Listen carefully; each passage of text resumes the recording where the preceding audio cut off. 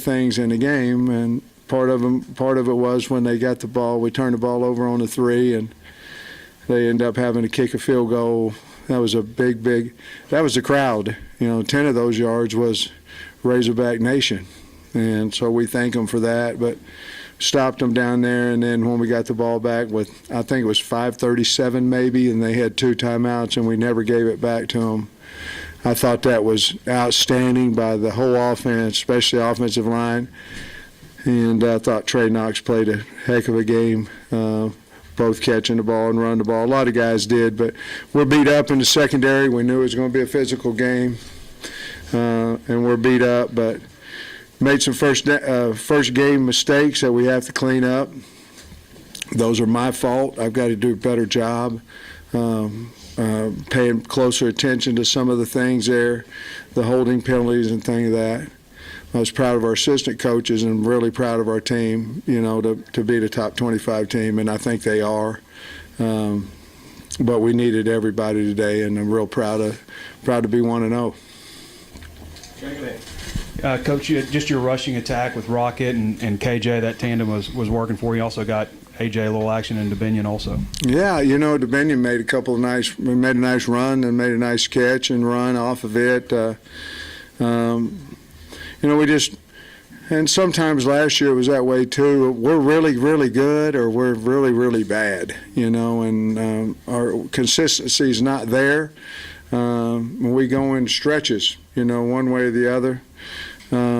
But I thought the offensive line protected fairly well. We got beat on a game, and of course gave up a sack on the backside of a corner Sam blitz, or it was strong safety Sam. It was 2 off the edge, and he got hit in the back, but he held on to the ball, and we don't drop. I'm going on a tirade right now. Yes, they played hard. I thought Rocket did some nice things, but we felt like going in the game that we could run the ball, and I don't know that we ran it as well as I thought we would, but I think it looks here we had 224 and 45 carries, so must have ran it pretty good. Got some good pressure, some good hits on the quarterback at times. Other times it looked like he had plenty of time to throw. Do you think that led to some of the big pass plays? Yeah, I do. We didn't cover them well. And we lost Cat at some point and lost JJ at some point. Corners got beat at some point. That's going to happen sometimes when you're playing, good quarterback, good receivers, things of that nature. But we just got a lot of things to clean up. A lot of things. I thought Barry was really aggressive, calling the defense. They was very aggressive. With that, you got to be really good at man-to-man coverage. We talked about corners all the time in the offseason, but, it's really, they ran a wheel route with a running back that got us on a 3rd down. Seemed to me like they stayed on the field in 3rd and long situations quite a bit today. But again, we had some turnover that, Nudi's pick was a good pick, and but Jordan Dominick having his sack, their sack fumble that allowed us to go down and score in a couple of plays after that. That was a big play, and I think Landon Jackson had a sack as well, and so did Drew Sanders. So those are maybe 3 more than we was getting last year,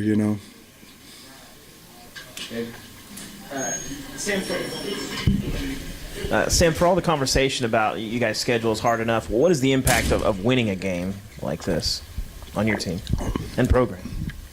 Well,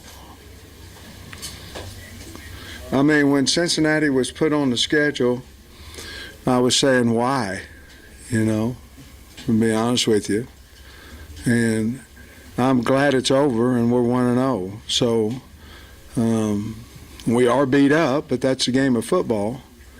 But we found a way to win. But am I tickled to death that we're 1-0 and we beat Cincinnati? Yes. And that I don't want to play them. I don't want to play them. We've already played them once. That's plenty. And we'll move on to South Carolina. But the schedule's the hardest schedule in football. You just got to try to be 1-0, and then next week 2-0. You know, it's so to get that one out of the way with a win was really nice. And the great thing I told the kids after the game, we have a lot to clean up, but we are 1-0, and then now that's I think our fifth top 25 team we've beaten in the last 20 however many games we've been here. 13, 10, 24 games. All those guys you mentioned, I think it was 4 of them a minute ago, they're all transfers. Yeah. Obviously, your transfer receivers did well.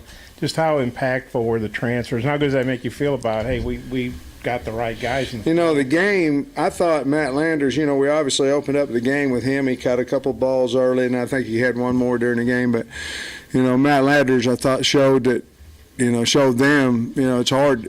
He's a hard guy to cover. The game didn't necessarily go where we continue. Only had 4 targets, I think. But, with Hazelwood as a transfer, doing some nice things. Made a really nice catch on the touchdown, and of course was very, very good on the little sweep that we pitched to him.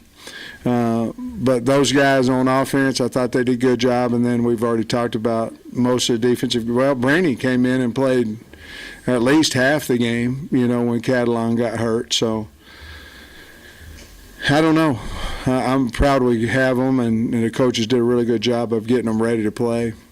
And then, Cincinnati. Bates too. Bob Bates. I mean, he kicked every one of them. I think they returned one, but the other ones he kicked out of the back of the end zone. And then the pick by McLaughlin. I mean, they're driving. Looks like they might go up, and he sets up a touchdown. Just how big a play was that? That was a huge play because I think on that drive, I think it was third and it might have been 8+ on every one of them, and they converted them.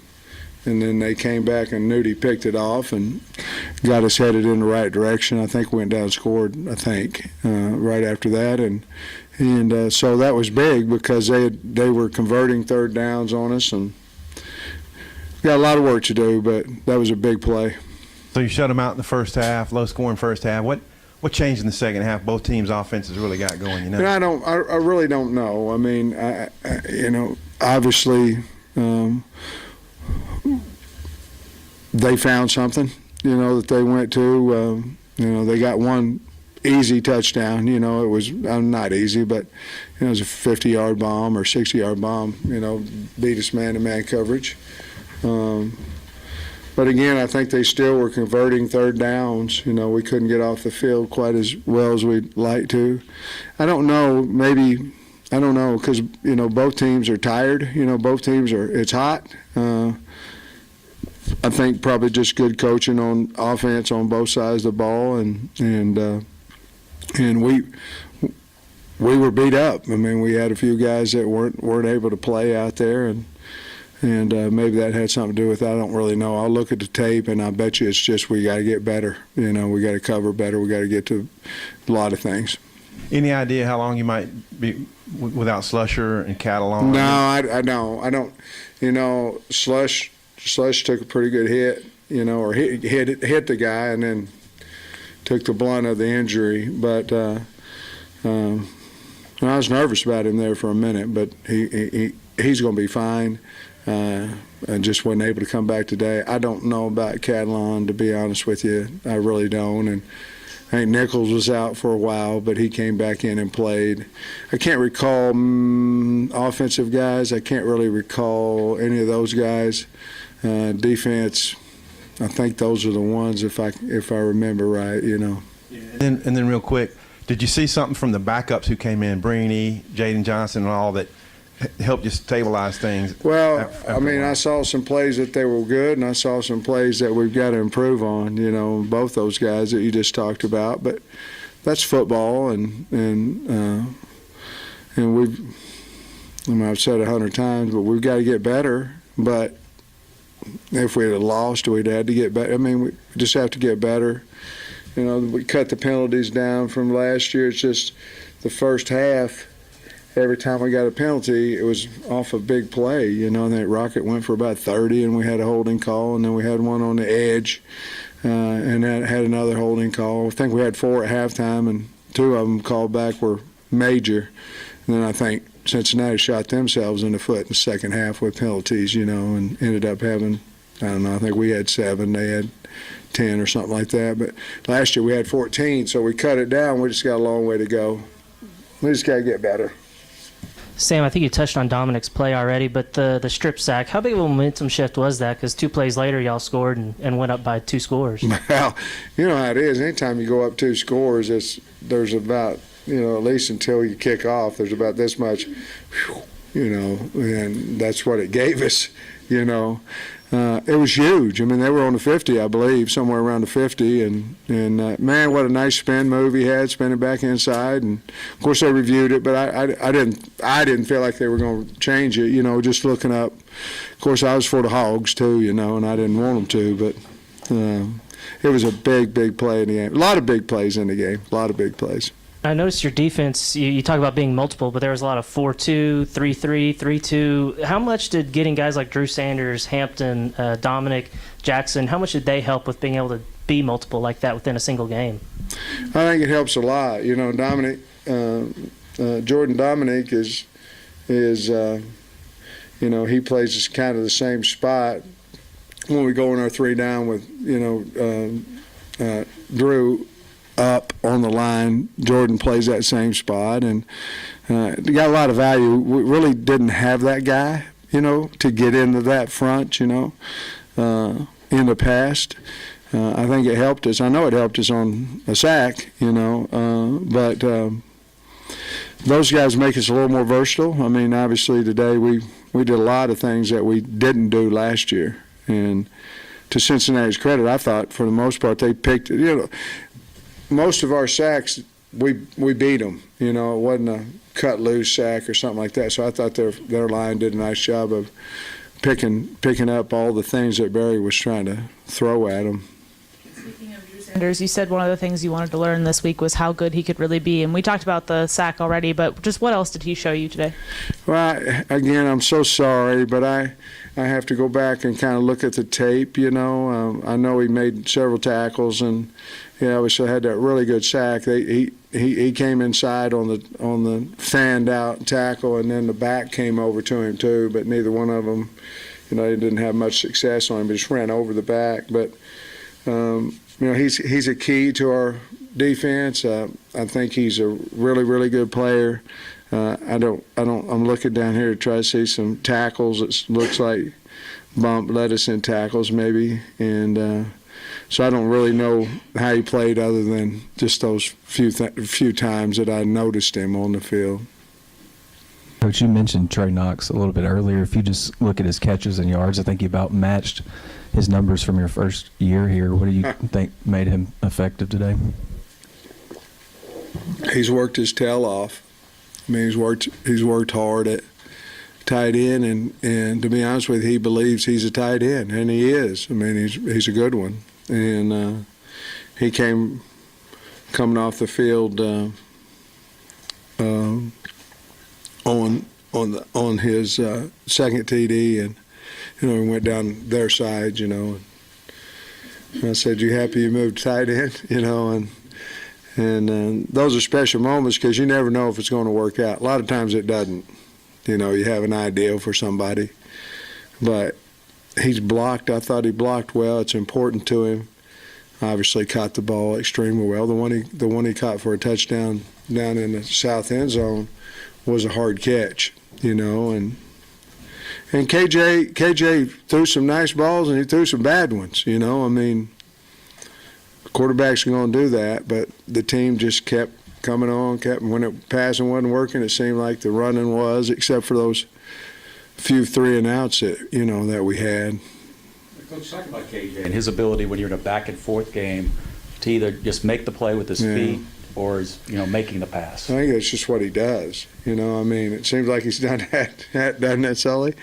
I mean, it seems like he just does it. And, they had him dead to rights, and he first down, and I think it seemed to me like when the game gets a little tighter, a little closer, a little where he's got to really take over the game, he has that knack to do it, and He went through a stretch there where he didn't throw the ball well. Threw some behind, threw some low, and had a back out there probably could complete it and get 15 yards, and he caught it and fell down. Because the pass wasn't good. But when it seemed to me like most every time we need him to win the game, he makes some kind of play. LSU last year, cover 0. He makes some kind of play and we win the game. I'm glad he's on our team, How gratifying was that final drive to finish out the game like that? Unbelievable. I'm an old offensive line coach, And I'm sure Cody Kennedy's in there just happy as he can be. He should be. But it was 5-something. You guys know what it was? 5:30, 5:49, and 2 timeouts. We never gave it back now, and that's hard. I don't care who you're playing. That's hard to do, and you can go a whole season and not have one of them, and we did. So I wish I was the O-line coach. I'd be really feeling good about it, but I feel good about it anyway. But it was really a good deal, and kudos those guys. They worked their butt off for it. All of them, all of them. Whiteouts had to block too, and KJ, wasn't that pretty on 3rd and 1? We had to have it, and we get it. The game's going to be about over, and snap it to KJ, and he runs right up the middle for about 4 yards, man. Priceless. Thanks, Coach. Thanks, guys.